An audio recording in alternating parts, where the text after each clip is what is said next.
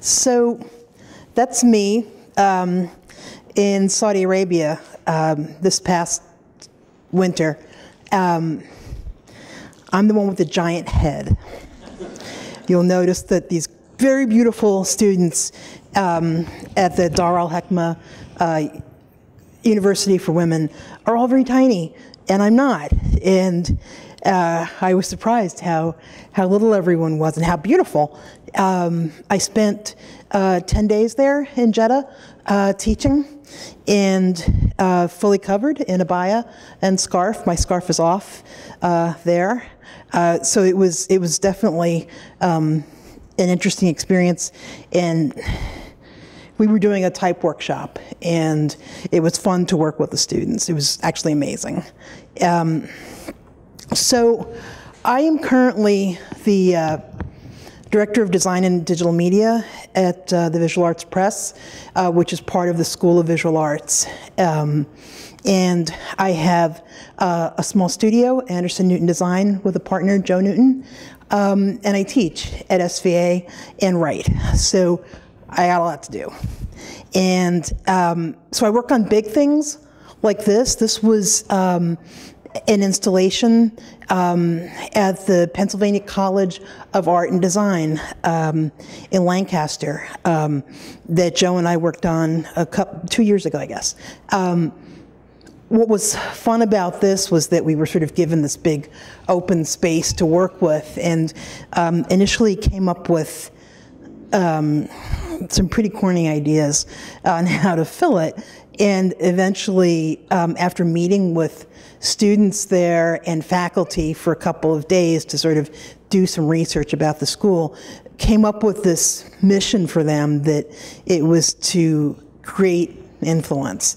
And we decided that we would design a 60-foot long sign that went up the block and was made of powder-coated aluminum, and was up against the local police station.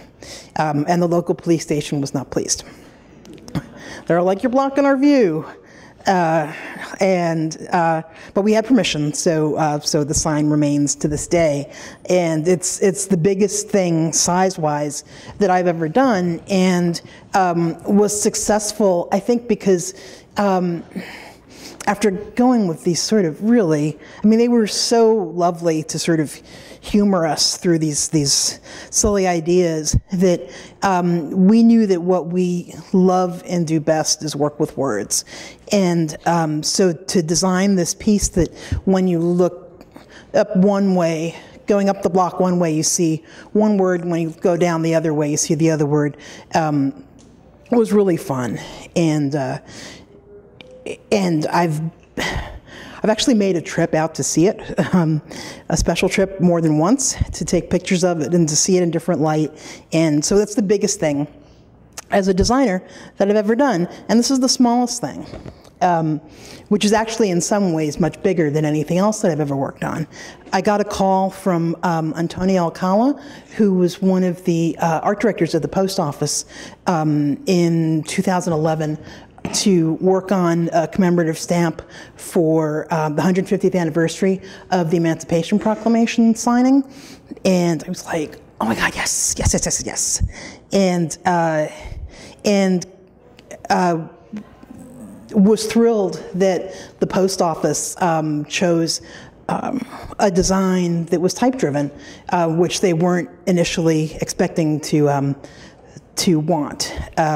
So that was really exciting for me, and we went down to Nashville to Hatch Show Print, which, if you're ever in Nashville, is the coolest place there. It's part of the Country Music Hall of Fame, and it's moved from this spot on Broadway to the Hall of Fame itself. They sort of picked it all up and just moved it a couple blocks away, so it still pretty much looks like this. And it's run by a man named Jim Sheridan, who's just incredible. And so I got to print down there. They do great old posters and lots of new posters as well. So I got to print what then became, set the type and print what then became the postage stamp.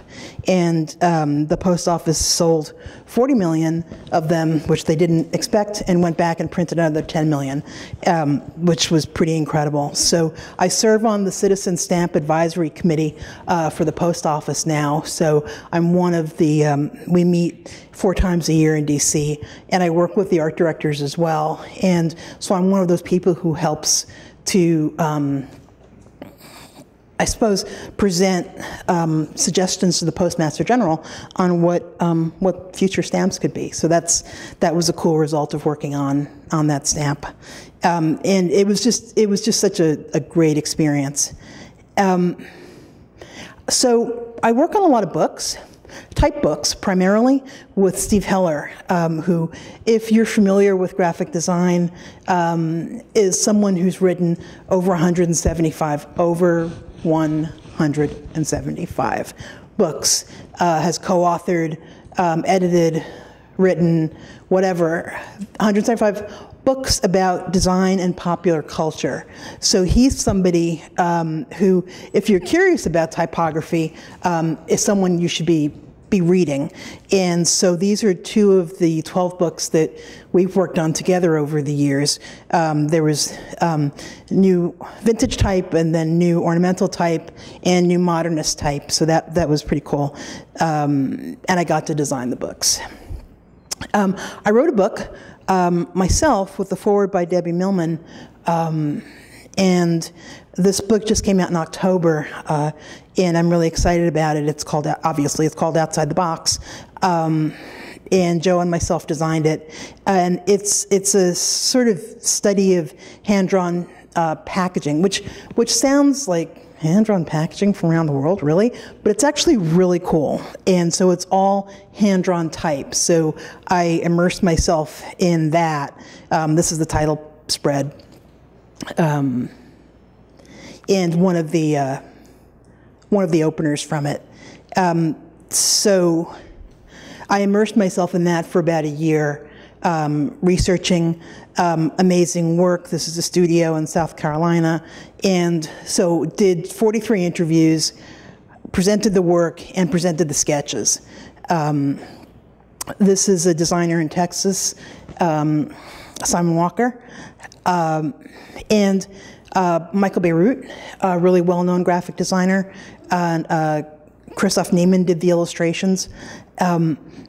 So it was really fun to document this stuff. And my experience really is that the best way to learn about type for me over the years has been to work on these books. And while writing books and researching books and designing books will not make you a whole lot of money, admittedly, it's been an incredible learning experience. And it started with me asking Steve over 20 years ago if he wanted some help with a project. And helping turned into researching, turned into being a co-author, and it's been 20 plus amazing years working with him, and now getting to do projects on my own as well.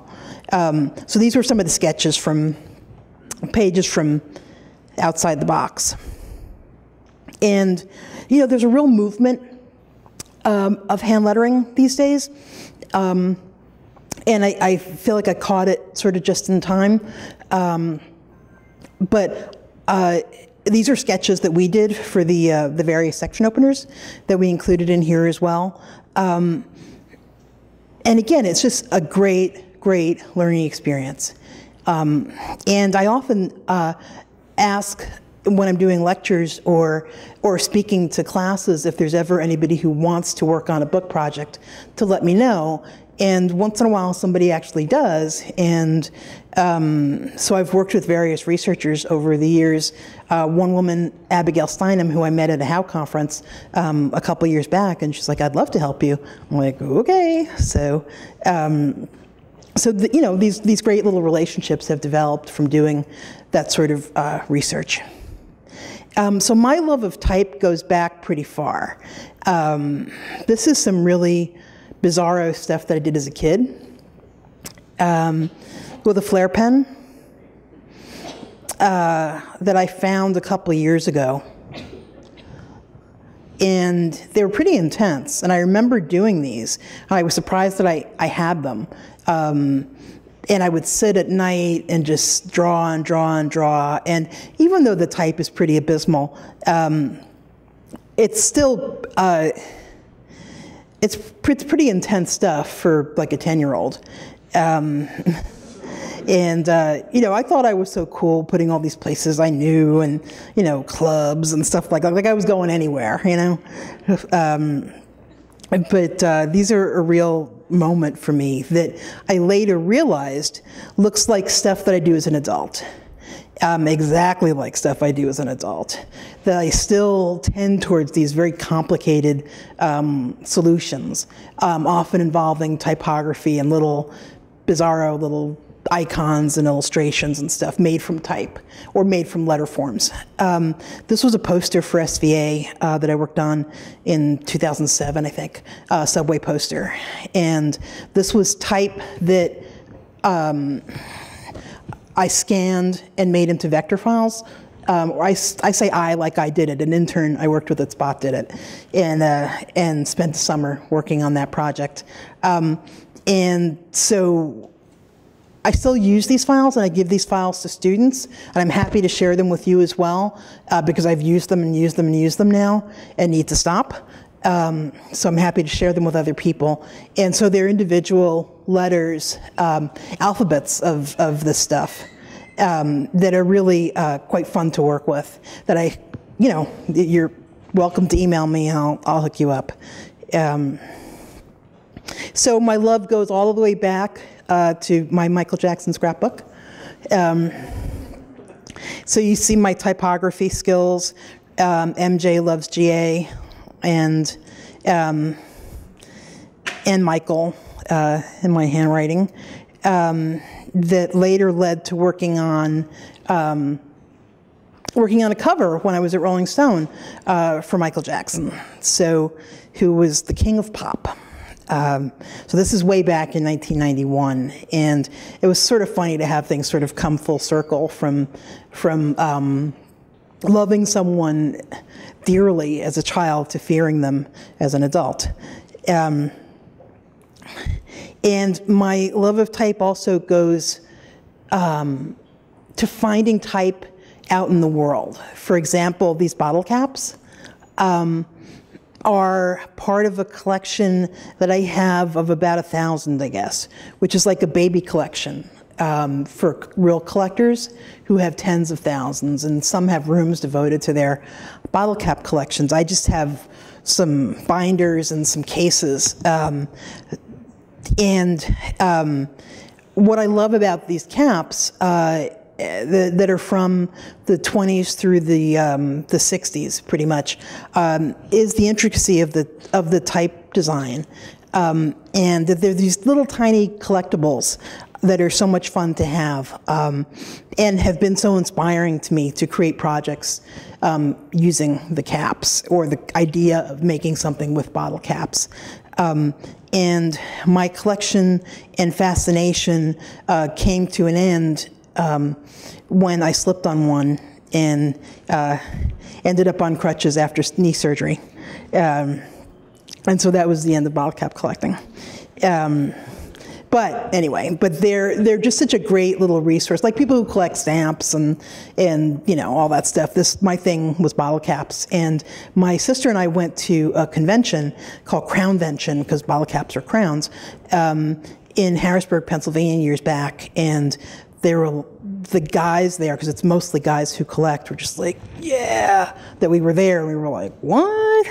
And so that was my most popular moment in my lifetime.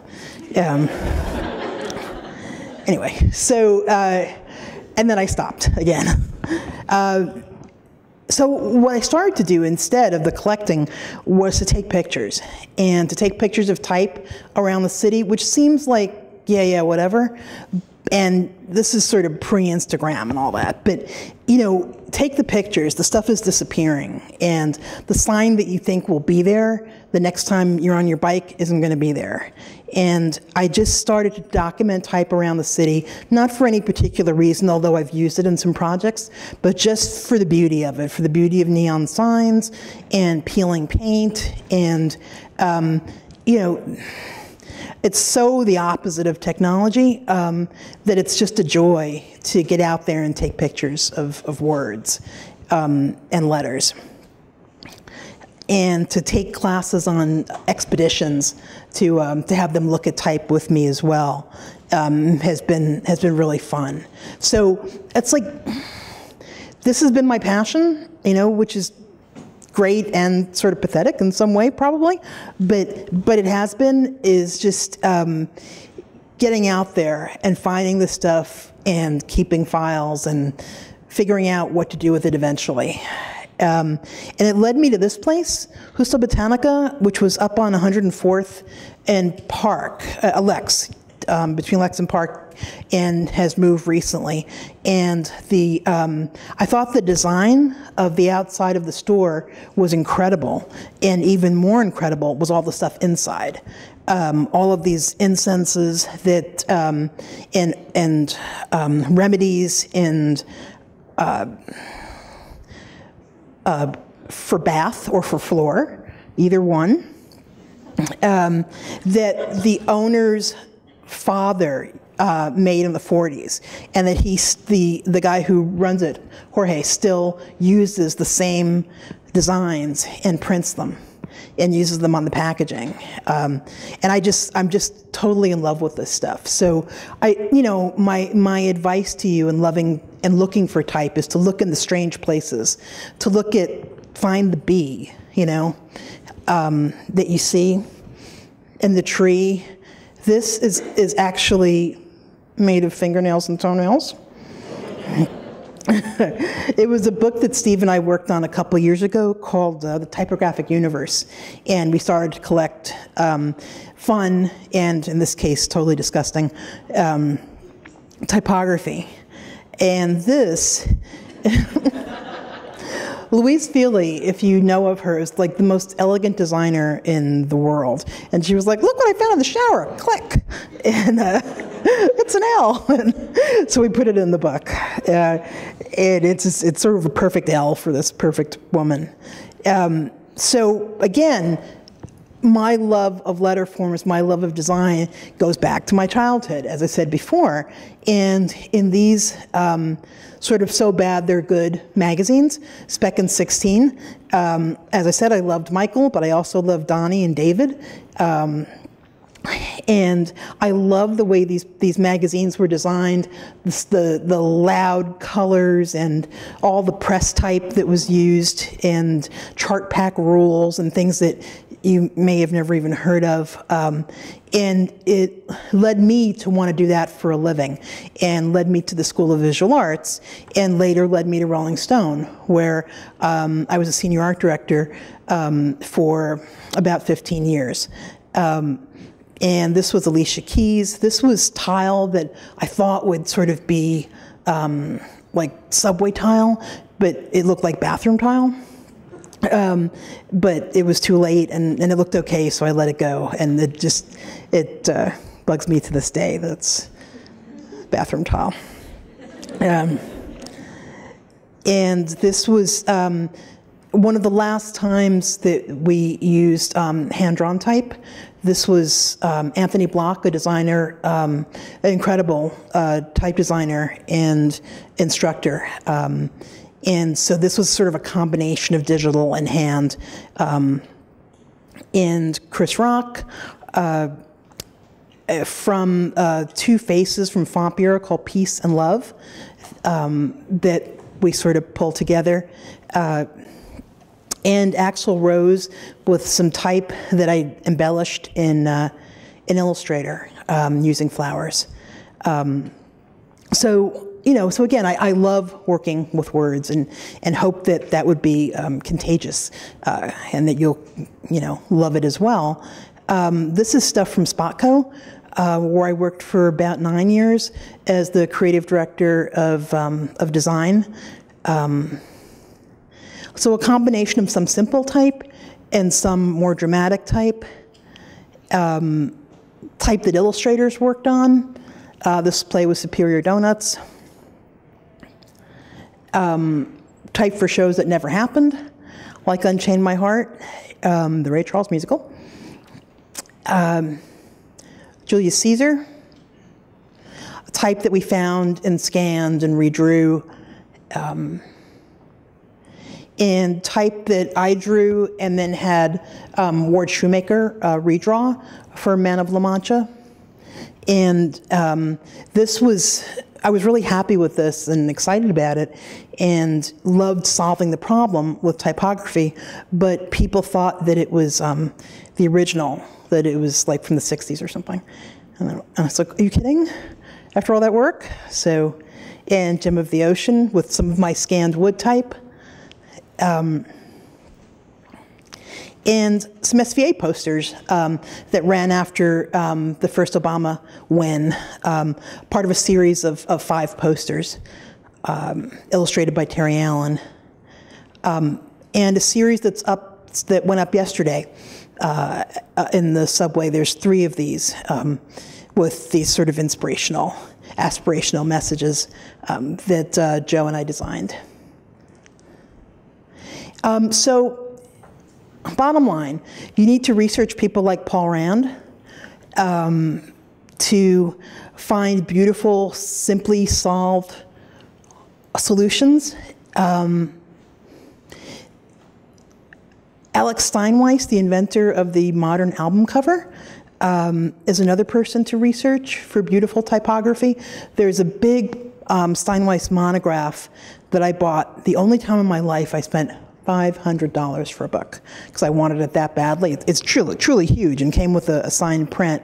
And then it came out as a smaller commercial version for $50. Not long after. So, you know. But I have my big $500 book that I'll never touch. And this Alvin Lustig, there's a book that Steve wrote called Born Modern that's a really great Lustig resource. Bradbury Thompson, there's a Thompson monograph that you can still find on Amazon for about $75, which is absolutely worth it. And Bruno Minari, who did a lot of wonderful children's books, is another person to research for beautiful type. And Saul Bass. There's a big Bass monograph that has very small images, unfortunately, but is a good start on reading about him. And then there are contemporary designers like Fred Woodward, who I worked with for 15 years at Rolling Stone, who's been at GQ for the last decade or so, and has kept the level of the magazine's design and typography like top of the heap. The most amazing designer I've ever worked for. And Paula Scher, who redesigned all this and does these like wackadoo maps, who's one of my heroes and was my portfolio teacher, is someone else you should be looking up as well. And finally, Louise Vuitton, who, you know, now that you've seen her shower hair, you should read some of her books. That's Steve Heller's wife, and she's done photos around Italy and photos around Paris, and now she's off to Barcelona to shoot there. And so that's sort of, you know, the dream of what my stack of New York photos, you know, will never turn into, but glad that that Louise has done that. And if you're looking for a good type book as your reference point, Ellen Lupton's book, Thinking with Type, is an amazing book and easy to navigate and fun to read, and so good. I wish I wrote it, but I didn't. And finally, I'll show you a video that I worked on with Joe and Josh Hester for SVA last summer, 2 summers ago.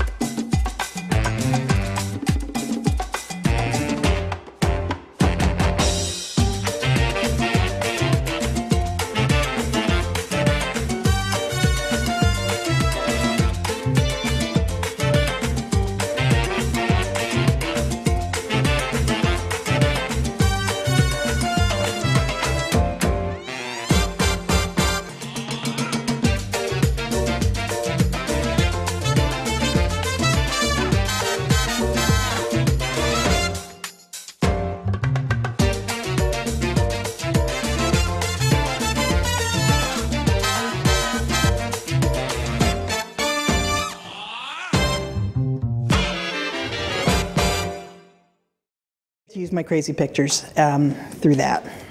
And that's it. Thank you.